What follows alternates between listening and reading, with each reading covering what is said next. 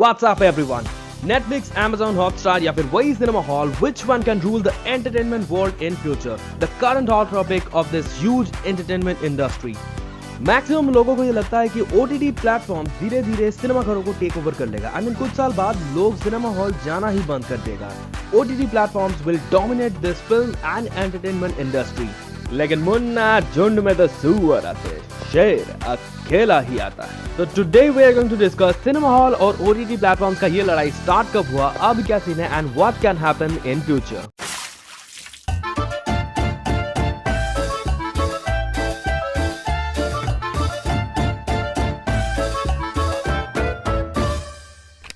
वो भी क्या जमाना था जब हम गरीब हिंदुस्तानियों को मात्र 1 GB डेटा मिलता था 250 का रिचार्ज करवा के। YouTube तो छोड़ो, लोग Facebook पे हिसाब से यूज करते थे कहीं डेटा न खत्म हो जाए। लेकिन तभी स्वामी मुकेश चंद्र अंबानी जी ने भारतवर्ष को दिया कलयुग का सबसे अनमोल तोहफा।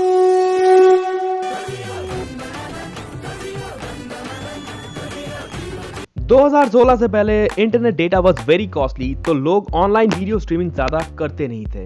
बट जैसे रिलायंस जियो मार्केट में आया, लोगों को फ्री में ढेर सारा डेटा मिला और तब से चालू हुआ नेटफ्लिक्स, हॉटस्टार, Amazon प्राइम जैसे OTT प्लेटफॉर्म्स का पॉपुलर होना। क्योंकि मान लो आप नेटफ्लिक्स पे 1.5-2 घंटे से एक सिनेमा देख रहे हो, तो ये कम से कम 1 GB डेटा तो आपके मोबाइल का खाएगा। अब आप लोगों को ये एड याद है?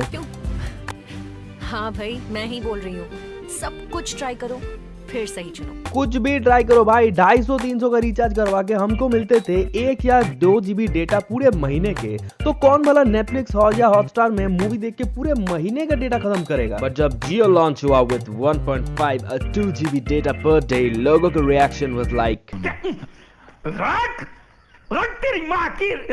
अब जैसे डेटा ज्यादा मिलने लगे, लोग ऑनलाइन वीडियोस भी ज्यादा देखने लगे।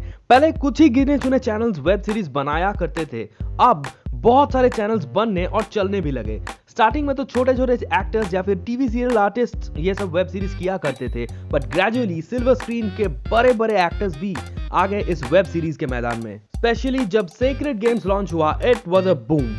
लोगों का इंटरेस्ट ऐसा फिल्म जहां स्टोरी के आधार में एक सुपरस्टार, एक आइटम सॉन्ग, एक क्यूट सी हीरोइन जिसको एक्टिंग नहीं आती, एक रोमांटिक सॉन्ग और 2-4 स्वैग वाला डायलॉग विद 6 पैक एब्स। ऐसे फिल्मों से हट के लोग रियलिस्टिक कंटेंट ज्यादा पसंद करने लगे। वेब सीरीज का सबसे अच्छी बात यह है कि यहाँ पे करण जौहर नहीं है ना, मतलब यहाँ पे कोई भी स्टार का बेटा या बेटी जो एक्टिंग के नाम पे स्क्रीन पे कुछ भी करते हैं, उनकी यहाँ बिल्कुल नहीं चलती है। अगर आपने नोटिस किया, you will see that all the actors who is working in this web series are very talented. They know how to act और ओवर एक्टिंग नहीं करते हैं। बहुत सारे ऐसे लोग जिनको बॉलीवुड में कुछ खास पहचान नहीं मिला, उनको OTT प्लेटफॉर्म्स पे अलग ही मुकाम हासिल हुआ। जैसा अगर आप मिर्जापुर की पूरी कास्ट को देखो, इनमें से कोई भी एक्टर बॉलीवुड में ज्यादा पॉपुलर नहीं थे, but with the launch of Mirzapur, Munna भैया, गुड्डू भैया, कादीन भैया, every character become their signature roles. OTT platforms की पॉपुलैरिटी एक्सट्रीमली बढ़ गई जब मार्च 2020 में आदरणीय मोदी जी ने कहा, संपूर्ण देश में संपूर्ण लॉकडाउन होने जा रहा है। अब संपूर्ण लॉकडाउन के चलते सिनेमा हॉल तो कोई जा नहीं पाया, तो एंटरटेनमेंट के लिए बेस्ट ऑप्शंस बन गए ये प्लेटफॉर्म्स। गुलाबो सिताबो वो पहली फिल्म रही जो सिनेमा हॉल से पहले ही ऑनलाइन Amazon प्राइम में रिलीज हो गया, जिसके लिए आइनॉक्स ने प्रोड्यूसर्स के अगेंस्ट केस कर दिया क्योंकि मूवी के राइट्स आइनॉक्स के पास थे। बट प्रोड्यूसर्स भी कहने लगे, अगर हम करें तो करें क्या, बोले तो बोले क्या। फिल्म्स बन के रेडी थी कि सिनेमा हॉल बंद हो गई, तो मजबूरी में आके प्रोड्यूसर्स को फिल्म्स OTT प्लेटफॉर्म्स में ही रिलीज करनी पड़ी। और फिर OTT प्लेटफॉर्म्स का क्या था? क्या चीज है पैसा, क्या बात है, क्या चीज है पैसा, क्या बात है, क्या चीज है। बड़े से बड़ा स्टारकास्ट वाली फिल्म ऑनलाइन बिकने लगा, सब सब्सक्रिप्शंस लेने लगे, सारे एड्स इधर आने लगे। अब ऑनलाइन ऑप्शंस भी तो ज्यादा मिलते हैं ना।